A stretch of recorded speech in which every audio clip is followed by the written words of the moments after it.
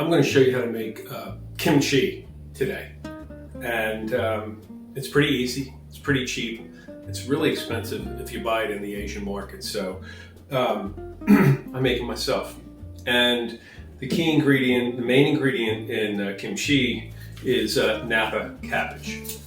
And I buy this like a lot of the other stuff at the Asian market. So what we're going to do is we're going to cut this and then we're going to mix it with kosher salt.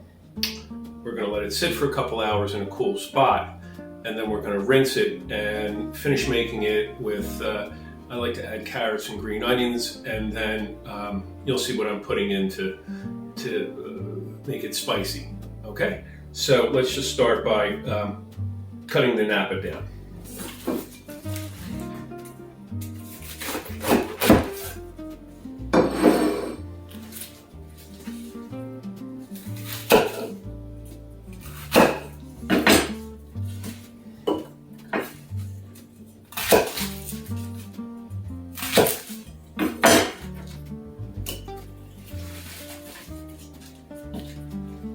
This is a smaller head of Napa, so if it was a large head, I would quarter it, but I don't need to. And I'm making a little larger than 1 inch cuts here. I did wash this before we got started, so give it a good rinse and shake it out.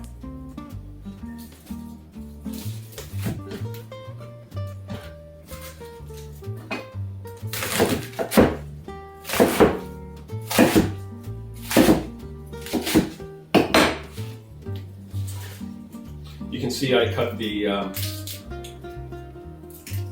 bottom out a little bit, and on this piece I didn't cut it enough, but that's okay.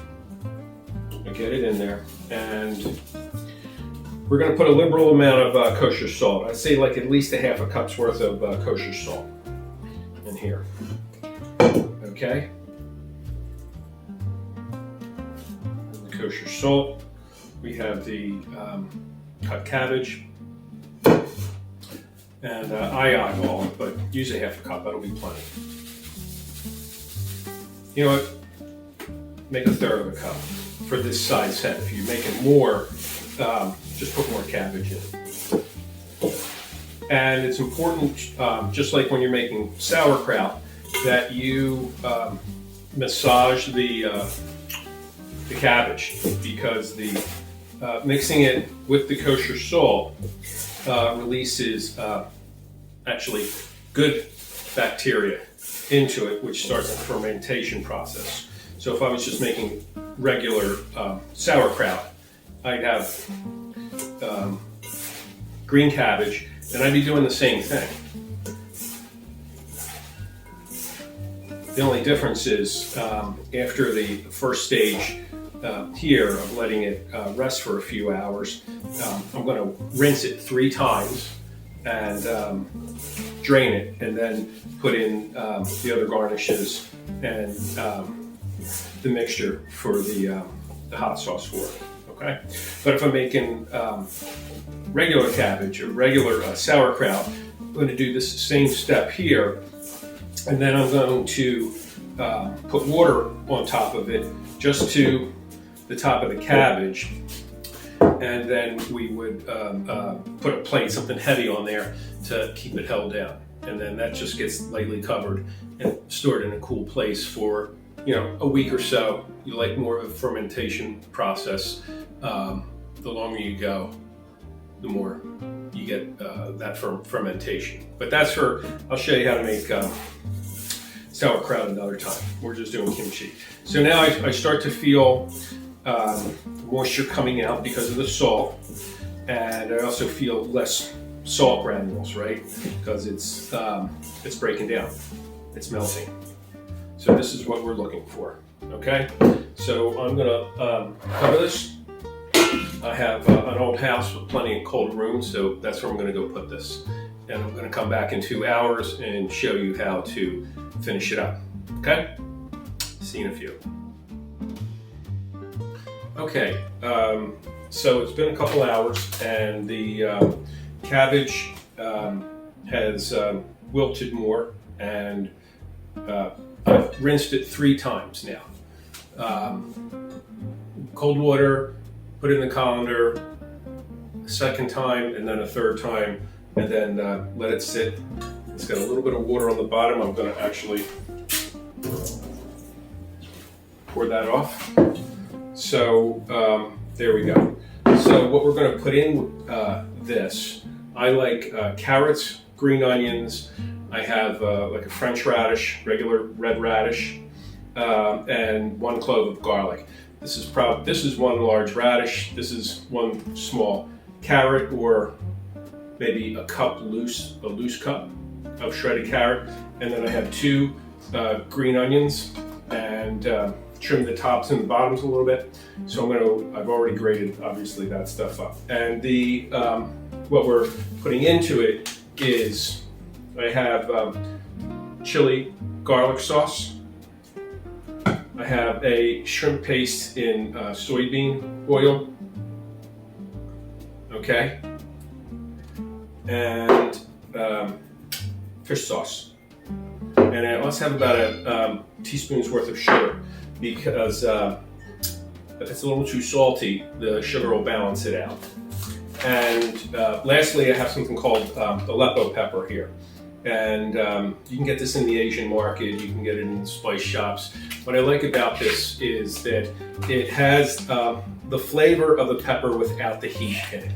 So it gives it a lot of flavor, it gives it color, and but we already have heat from the chili garlic sauce. I mean, unless you like it super hot, which some people do, if you do like it that way, you can buy the powdered hot red pepper from the Asian market, and you don't have to use this. But since I don't like it blazingly hot, this is what I use.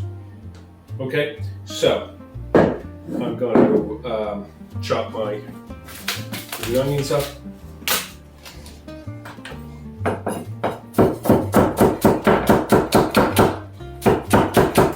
Chop the green stem too.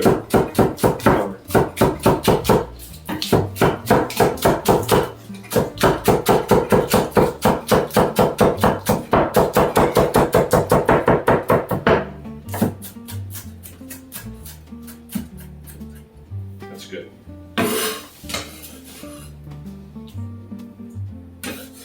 So my understanding is all over Korea, it's made differently. There's some places they say absolutely don't put sugar in it, or do put sugar in it. And then as far as the garnishes are concerned, I think it's probably a regional thing. But what I like it. There we go.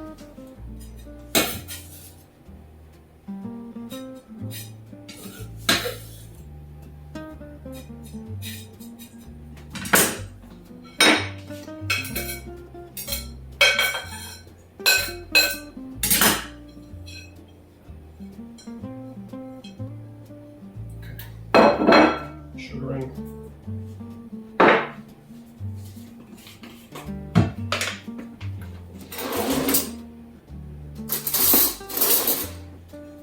Kind of experiment with this for how much heat you like.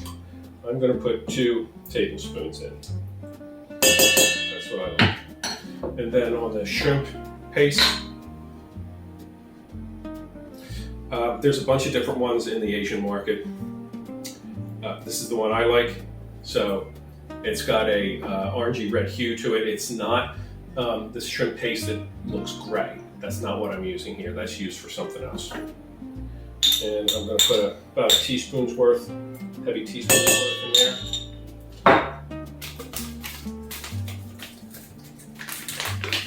And then maybe a heavy tablespoon's worth of the Aleppo pepper. And mix it up. I'm going to hold off on the fish sauce because I want to see how salty it is.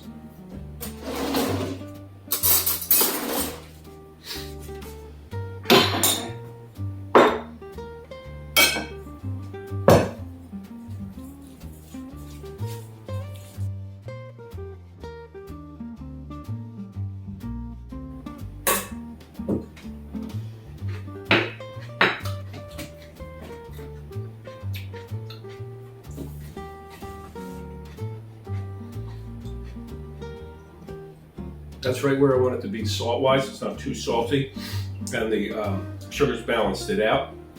The garlic's there, just the right amount of heat for me, which is probably like medium to light right now. Sometimes I hit it with more, but this is perfect. So I'm just going to cover this, let it sit in the fridge for a day or so. It's going to have water come out of it more. Keep it in there, just stir it up, and then serve it with whatever you like. Sometimes I just get a bowl of kimchi and eat it. So if you got any questions, feel free to direct message me. Okay? Thanks a lot. Enjoy.